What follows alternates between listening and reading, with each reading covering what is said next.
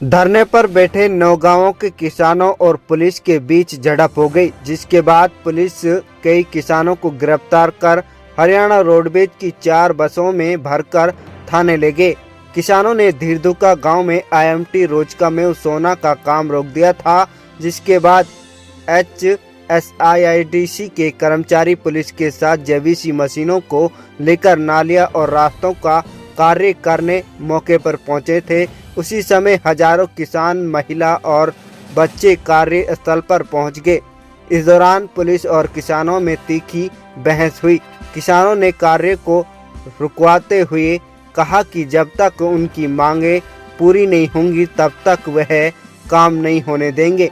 वहीं पुलिस प्रशासन ने किसानों को शांति बनाए रखने की अपील की, लेकिन किसान भूमाफिया मुआवजे की मांग पर अड़े रहे।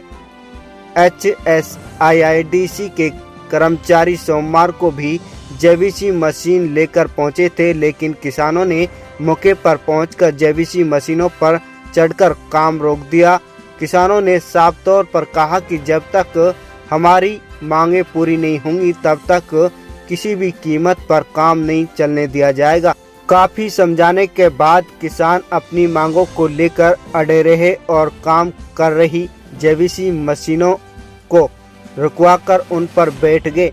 किसानों ने कहा कि जब तक हमारी मांगें पूरी नहीं होंगी तब तक इसी तरह धरना चलता रहेगा, और रही रोजे की बात तो सहरी और इफ्तारी यहीं पर की जाएगी। इस दौरान एक बुजुर्ग महिला भी बेहोश हो गई, जिसे आनन फानन में अस्पताल पहुंचाया गया। बुजुर्ग महिला ने रोजा रखा हुआ था, जो गर्मी को बर्दाश्त नहीं कर पाई और बेहोश होकर गिर गई। काम दाम बतावांगे।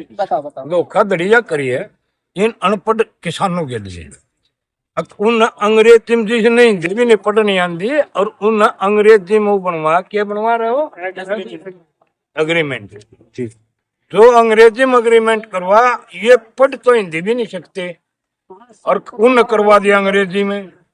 अब यही मांग थी, एग्रीमेंट भाई कैंसिल हो, और किसानों के जो 46 लाख रुपए सरकार ने उठे थे वो तो आज जेल भरो आंदोलन किया गया है। हाँ, जेल भरो आंदोलन किया गया। जेल भरांगे और कितने और तो हमारा पलक में नहीं है। कितने किसानों को पुलिस हिरासत में मेरे लिया? ख्याल में तो 3 बस भर कर गई हैं, 4 2 जेंट्स की और 2 जनानियों की।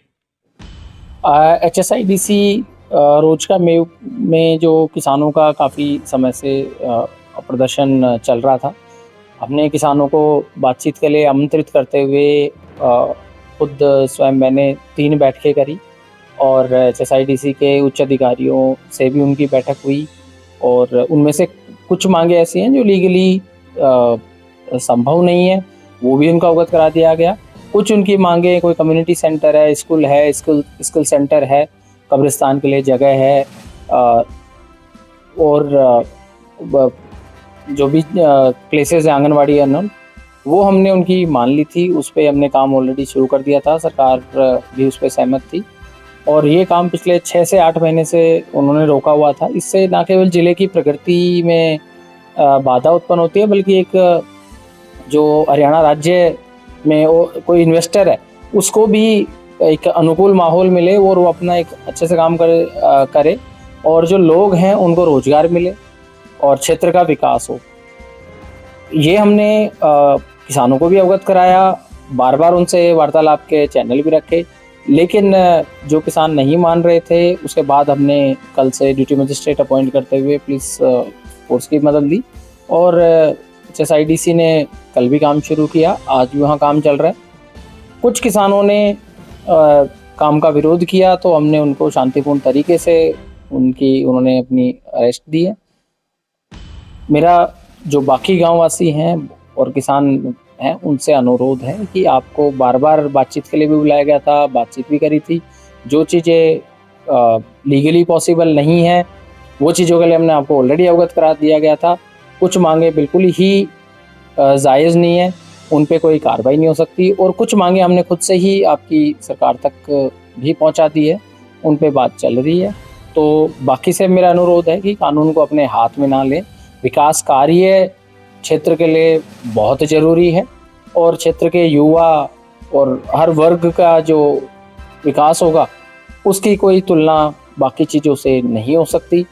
तो अगर फिर भी कोई इसके बाद कानून को अपने हाथ में लेता है, कार्य में बाधा उत्पन्न करता है, तो उस पर कानूनी कार्रवाई भी की जाएगी और आगे जो भी प्रक्रिया है वो अपनाई जाएगी। उनकी गिरफ्तारी देने के पास है, कहाँ उनको लाया गया है, कुछ जानकारी?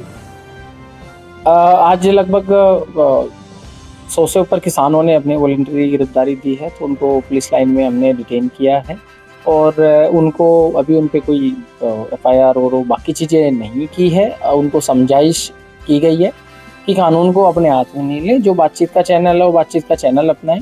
कभी भी वो मेरे से मिल सकते हैं, HSIDC के ऑफिशियल से मिल सकते हैं, हमारे SDM को रोल इंचार्ज लगाया उनसे मिल सकते हैं।